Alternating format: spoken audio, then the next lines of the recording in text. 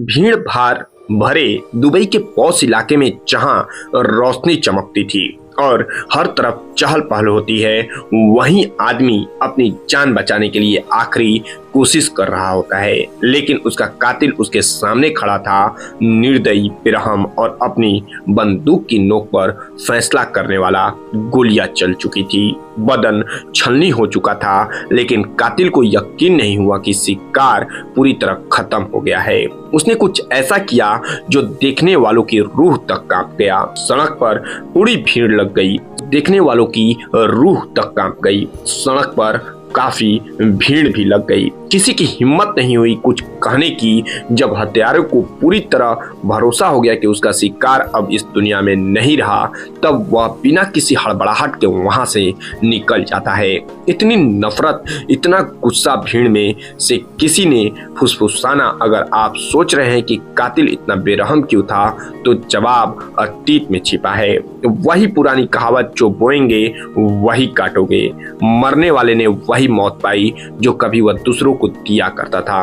वह शख्स जिसे लोगों की तरफ देखना पसंद था, जो खुद अपनी AK-47 के गोलियों से बरसाता और तब तक वही खड़ा रहता जब तक उसका शिकार दम न तोड़ दे। उसकी आंखों में दया नाम की कोई चीज नहीं थी, लेकिन इस बार वह खुद शिकार बन चुका था। हम बात कर रहे हैं अंडरवर्ल्ड के सबसे खतरनाक किलिंग मशीन, डी कंपनी के खूंखार हत्यारे सुनील सावंत की, उर्फ सोत्या, उर्फ की, वह जिसने ना जाने कितनी जिंदगियां छीन ली, पर इस बार उसकी अपनी सांसें भी कोई और छीन चुका था। कुछ कहानियों का अंत बस ऐसा ही होता है, जहां शिकारी ही शिकार बन जाता है।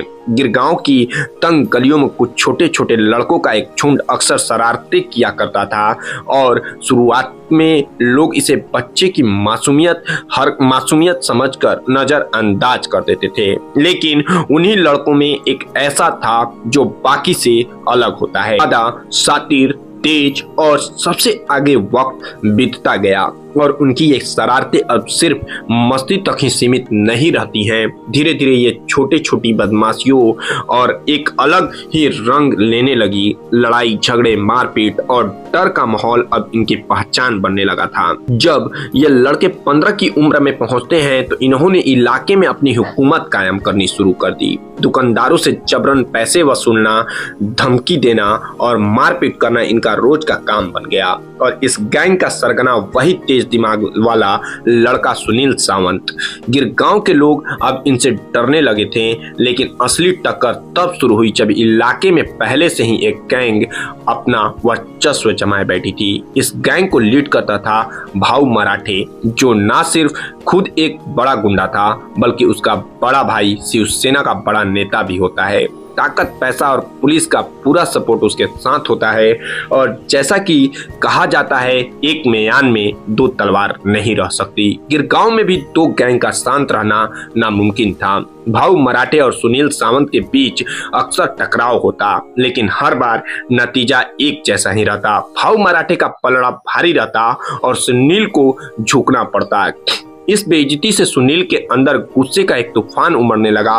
वह अब एक ऐसा हल चाहता था जिससे यह लड़ाई हमेशा के लिए खत्म हो जाए। लेकिन उसकी सबसे बड़ी दिक्कत यह थी कि पुलिस भी भाऊ मराठे के साथ थी। एक दिन मामला हद से बाहर निकल गया। सुनील और भाऊ आमने सामने थे। चारों तरफ सनसनी फैली थी। सबको लग रहा था कि आज कुछ बड़ा होने वाला है। भाऊ अपनी ताकत के घमंड में सुनील को फिर से झुकाने आया था, लेकिन इस बार सुनील झुकने नहीं बल्कि हिसाब चुकता करने आया था। हर बार मैं ही झुकूं क्या? सुनील की आवाज में एक अजीब सा ठहराव था, लेकिन आंखों में चलती हुई नफरत। भाऊ हंसा, तेरी औकात है मुझसे लड़ने की? बस इतना सुनना था कि सुनील का गुस्सा फूट पड़ा। उसने चाकू निकाला और सीधे भाऊ पर झपट पड़ा। एक वार, दूसरा वार, तीसरा और फिर तब तक वार करता गया जब तक भाऊ मराठे ने आखिरी सांस नहीं ली। गिरगांव की गलियों में आज पहली बार सुनील का नाम डर के साथ नहीं बल्कि ताकत के साथ लिया जाने लगा था। वह दिन सुनील सावंत के लिए सिर्फ एक जीत नहीं बल्कि उसके अपराध की दुनिया में एक नया अध्याय शुरू था। सुनील सावंत के हाथों में भाऊ मराठे की हत्या के बाद गिरगांव का पूरा इलाका कांप उठा।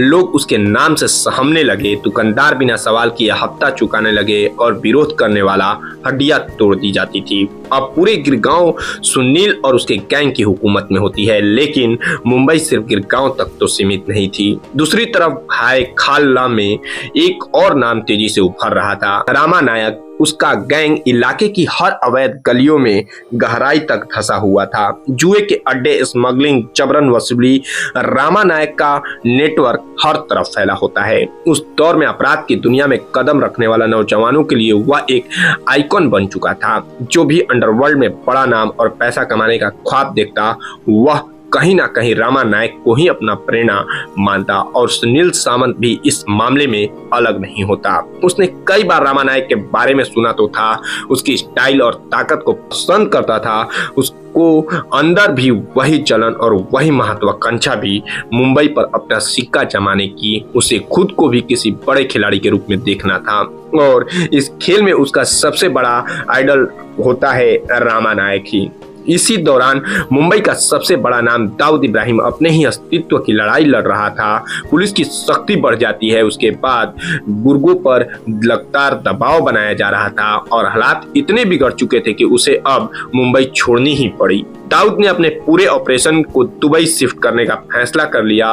मुंबई का अंडरवर्ल्ड अब बदल रहा था। नए चेहरे, नए लड़ाई और नई महत्वाकांक्षाओं सामने आ रही थी। सुनील सावंत के लिए वक्त खुद को साबित करने का, वह सिर्फ गिरगांव तक सीमित नहीं रहना चाहता था, उसे और बड़ा खेल खेलना था। गिरगांव पर कब्जा करने के बाद सुनील सावंत खुद को वहां का बादशाह समझने लगा।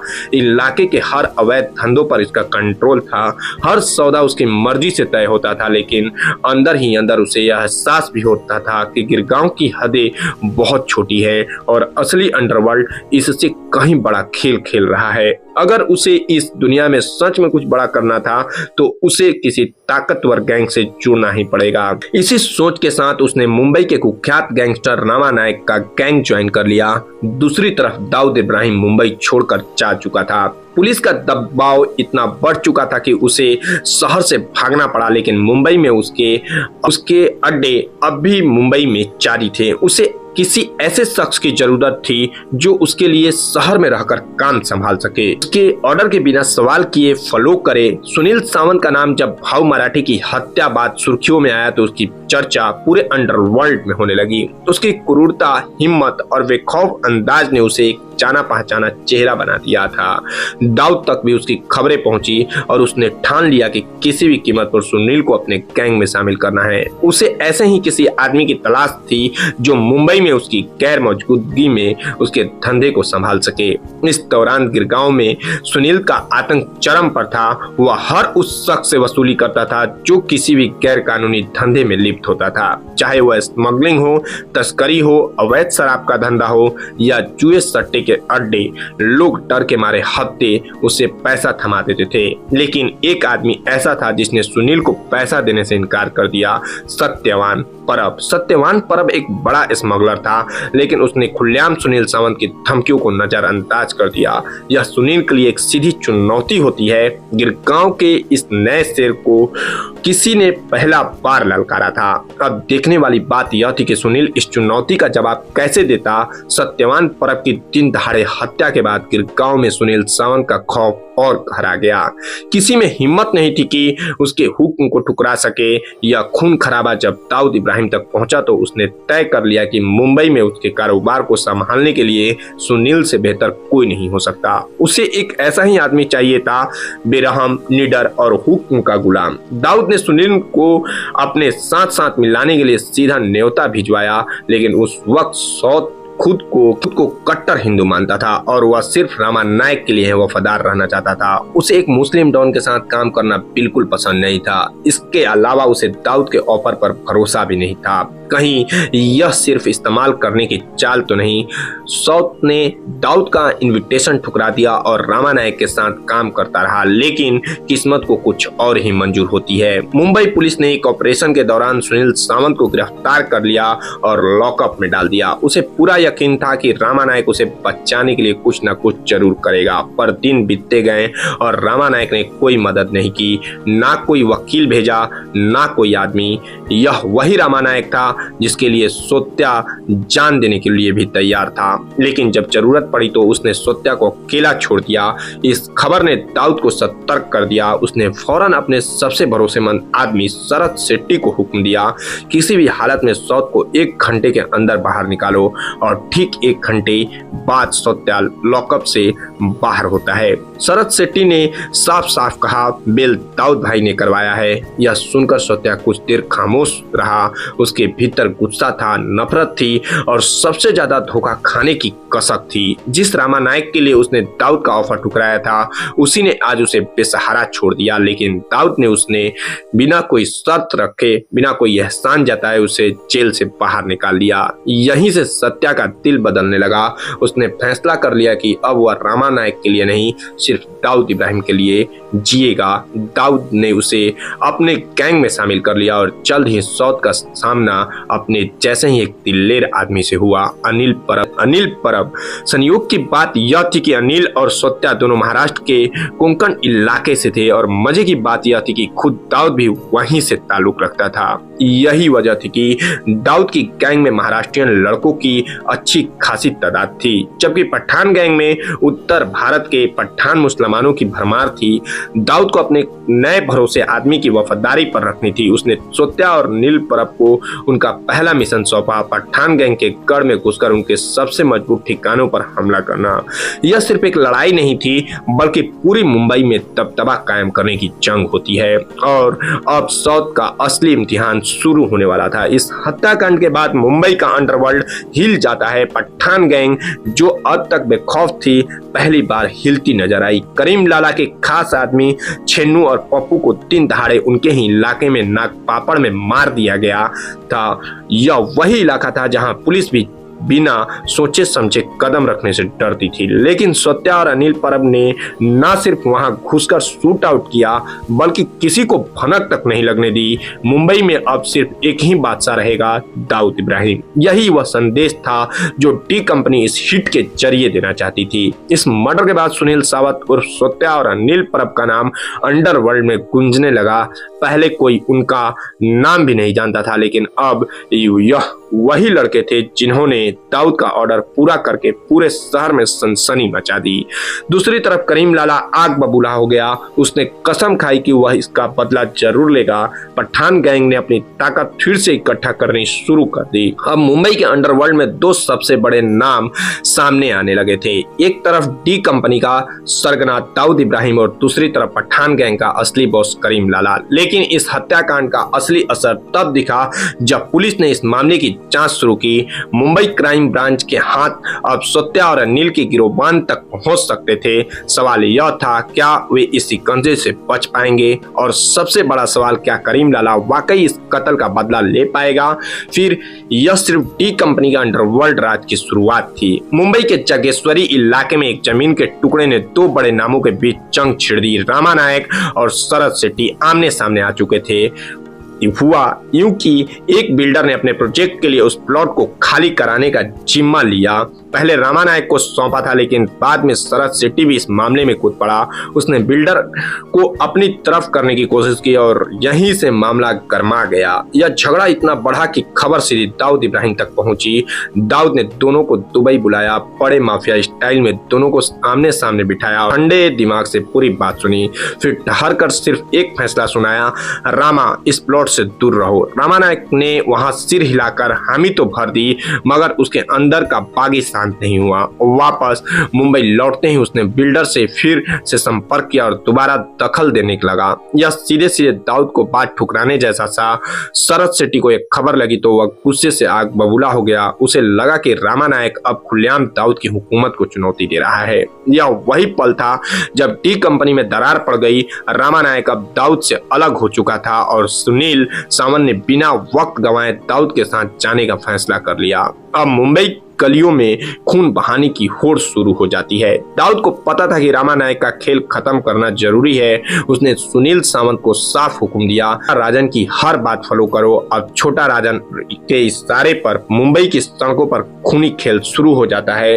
रामानायक के बाद जिसने डी कंपनी के खिलाफ आवाज उठाई उसे बारी बारी से ठिकाने लगा दिया गया। सुनील सावंत को अब लोगों को मारने में मजा आने लगा था। 80 के दशक तक हालत यह थे कि वह बेखौफ AK-47 लेकर गलियों में घूमता, अपने शिकार के पास जाता, गोली दागकर वह खड़े होकर उस आदमी को तड़पता देखता, उसकी चीखें सुनता, उसके मरने का इंतजार करता। उसके लिए यह सिर्फ एक मिशन नहीं बल्कि एक अजीब सी सनक बन चुकी थी। अब मुंबई की माफिया दुनिया में सिर्फ एक ही नाम गूंज रहा था, सुनील सावंत उर्फ साउथ मुंबई में डी कंपनी और अरुण गवली गैंग के बीच जंग तेज हो चुकी थी। सड़कों पर गोलियां गूंज रही थी और लाशें गिर रही थी। इस खून खराबे के बीच सुनील सावंत उर्फ साउथ भाई का कद तेजी से बढ़ता चला जाता है। डी कंपनी में इसकी धाक इतनी बढ़ गई कि छोटा राजन को भी अब इससे चिढ़ होने लगी। छोटा राजन को लगने लगा कि अगर सत्या को कोई काबू में नहीं रख पाया तो वह डी कंपनी में उसके लिए खतरा बन सकता है। उसने मुंबई के तिलक नगर में कई नए लड़कों को अपनी गैंग में भर्ती किया, लेकिन कोई भी साउथ के बराबर नहीं निकला। जो सबके पास थे, लेकिन साउथ जैसी वहशी दिलेरी और बेखौफ रवैया किसी में नहीं था। इसी बीच सत्या को एक और नया साथी मिला, सुभाष सिंह ठाकुर। दोनों ने साथ मिलकर मुंबई की सड़कों पर ऐसा आतंक मचाया कि लोगों के लिए रात में बाहर निकलना मुश्किल हो गया। हर हफ्ते कोई ना कोई मर्डर हो रहा था, कोई ना कोई गैंगस्टर किसी सड़क के किनारे लहूलुहान पड़ा मिल रहा था। लेकिन सत्या की जिंदगी सिर्फ गोलियों और खून तक ही सीमित नहीं थी। उसे जिंदगी के मजे लेना था, पसंद था, खासकर शराब और शराब से अलग ही चस्का था। उसे सिर्फ ताकत चाहिए थी और ताकत के साथ खूबसूरत औरतें भी। इसी दौरान उसकी नजर अपने ही दोस्त पप्पी की बीवी नीता पर पड़ी। नीता खूबसूरत थी, जवान थी और अपने पति के लिए पूरी तरह वफादार थी, मगर सत्या ने ठान लिया था कि उसे हर हाल में अपने बिस्तर तक लाकर ही रहेगा। उसने चालाकी से पहला दांव खेला। पम्पी उस वक्त जेल में बंद था और बेल नहीं मिल रही थी। साउथ ने अपने रसूख का इस्तेमाल किया और उसकी जमानत करवा दी। इस दौरान वह नीता से कई बार हर मुलाकात में वह उसके करीब जाने की कोशिश करता, उसे महंगे तोहफे देता, बड़े बड़े वादे करता। जब पप्पी जेल से छूट कर आया तो सत्या ने उसके साथ बैठकर जान छलकाए। वह जानता था कि अगर वह सामने से वार करेगा तो नीता उसके हाथ से निकल जाएगी। उसने अपने ही आदमी का इशारा किया और पप्पू को इतना दारू पिलाई कि वह दुनिया से ही विदा हो गया। अगले ही दिन सत्या के लोगों ने नीता को खबर दी, तेरे पति को अरुण गवली के लोगों ने टपका दिया, अब तू अकेली है, बेसहारा है। नीता पर दुखों का पहाड़ टूट पड़ा। वह समझ नहीं पा रही थी कि अब क्या करे, कहाँ जाए। और तभी सत्या ने उसकी जिंदगी में सहारा बनकर कदम रखा।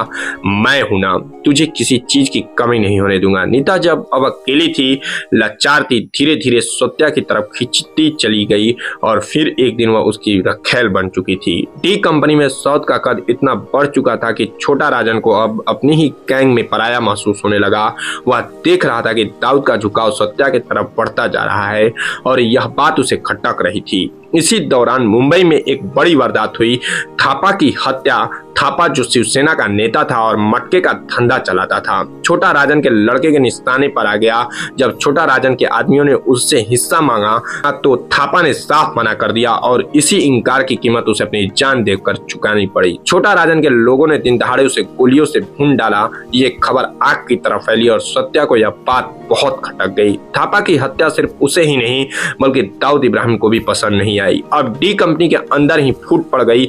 दाऊद ने छोटा राजन के साइडलाइन करना शुरू कर दिया। छोटा राजन को यह अंदाजा भी नहीं था कि जिस सत्या को उसने कभी अपना आदमी माना था वही अब उसके खिलाफ हो जाएगा। सत्या ने अपने नए साथी सुभाष सिंह ठाकुर के साथ मिलकर छोटा राजन के उन 3 लड़कों को खोज निकाला जिन्होंने थापा को मारा था और फिर वही किया जो वह सबसे बेहतर करता था, तीनों को मौत के घाट उतार दिया। इस बीच सत्या की मुलाकात हनीफ से हुई। हनीफ जो डी कंपनी में एक बड़ा नाम था, सत्या से जल्द ही दोस्ती कर बैठा। एक दिन उसने सत्या को अपने घर खाने पर बुलाया। सत्या जैसे ही वहां पहुंचा उसने देखा कि हनीफ की बहन रजिया खाना परोसने आई है और बस पहली ही नजर में वह रजिया की चाल में फंस गया। रजिया खूबसूरती सत्या के अंदर एक तूफान खड़ा कर दिया। उसने ठान लिया कि उसे किसी भी हाल में रजिया को हासिल करना है। एक रात जब सत्या और हनीफ साथ बैठकर दारू पी रहे होते हैं, सत्या ने बात छेड़ी, भाई मैं रजिया से शादी करना चाहता हूँ। हनीफ ने हल्की हंसी में जवाब दिया, शादी करनी है तो इस्लाम कबूल करना पड़ेगा।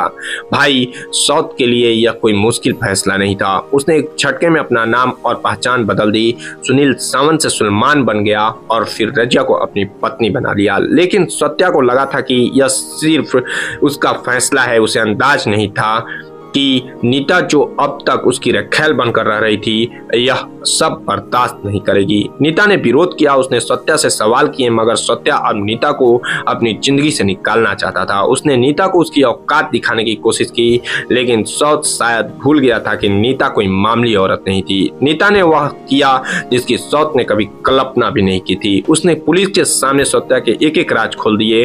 अब मुंबई पुलिस उसके पीछे पड़ गई। सत्या को एहसास हुआ कि अगर उसने जल्दी ही कुछ नहीं किया तो या तो पुलिस उसे उठा लेगी या फिर उसका कोई दुश्मन उसे खत्म कर देगा। और फिर अपनी जान बचाने के लिए सौत ने मुंबई छोड़ दी और फिर दुबई भाग गया।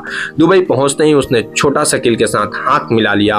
अब उसका सिर्फ एक ही मकसद था, छोटा राजन का खात्मा। उसने बड़ी प्लानिंग की। छोटा शकील के साथ मिलकर उसने छोटा राजन को जान से मारने की साजिश रची। लेकिन किस्मत का खेल देखो, छोटा राजन को वक्त रहते इस साजिश की भनक लग गई और वह किसी तरह से वहां से बचकर निकल भागा। सत्या को पहली बार लगा कि शायद अब उसकी किस्मत खराब चल रही है, लेकिन उसकी कहानी अभी खत्म नहीं हुई थी। अब बारी थी पलटकर वार करने की। अंडरवर्ल्ड के नाना यानी छोटा राजन ने ठान लिया था कि सत्या को उसके किए की सजा देनी होगी। अगस्त 1995 छोटा राजन ने अपने दो सबसे भरोसेमंद शूटर श्याम और सुंदर बाबू और गुरु को दुबई भेजा। उनका सिर्फ एक ही मिशन था, सत्या का खात्मा। इधर मुंबई से भागकर दुबई पहुंचे सत्या की मुलाकात शरद सेठी से हुई। शरद सेठी जो कभी मुंबई की गलियों में वसूली करता था अब दुबई में होटल किंग बन चुका था। उसके पास रीगल और जी जेंट प्लेस नाम के दो शानदार होटल थे। यही नहीं, वह रामी ग्रुप ऑफ होटल्स का हेड भी बन गया था और दुबई की होटल इंडस्ट्री में अपनी मजबूत पकड़ बना चुका था। वहीं अनिल परब ने भी खुद को एक बड़े बिजनेसमैन में बदल लिया था। दुबई के एक शेख के साथ पार्टनरशिप कर उसने डिपार्टमेंटल स्टोर्स की चैन खोल दी थी और अब वह भी ऊंचे रसूख वालों में गिना जाने लगा था। लेकिन उधर श्याम सुंदर बाबू गुरु और उनकी टीम पहले से ही दुबई पहुंच चुकी थी।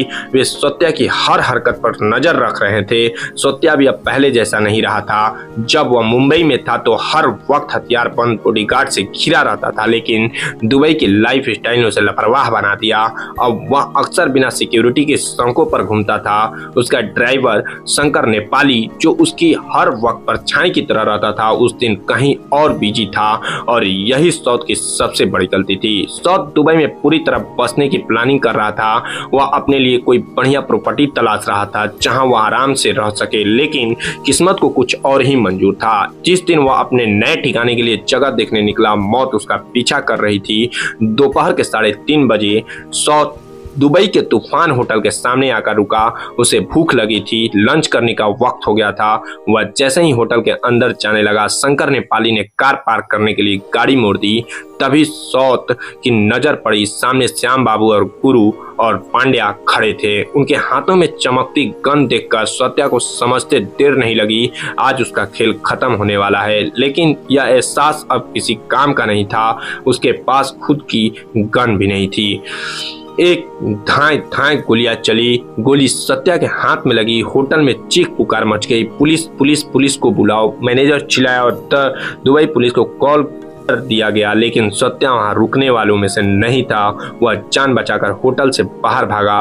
उधर शंकर नेपाली भी सत्या को बचाने के लिए दौड़ा, लेकिन गुरु पांड्या और श्याम बाबू गोलियां उसकी सीनों को चीर चुकी थी। अब सत्या अकेला था। सड़क पर भागता हुआ यह पद अपनी मौत से बचने की आखिरी कोशिश कर रहा था। पीछे से दुश्मनों की कार उसका पीछा कर रही थी। भागते भागते सत्या एक दीवार के पास जाकर रुक गया।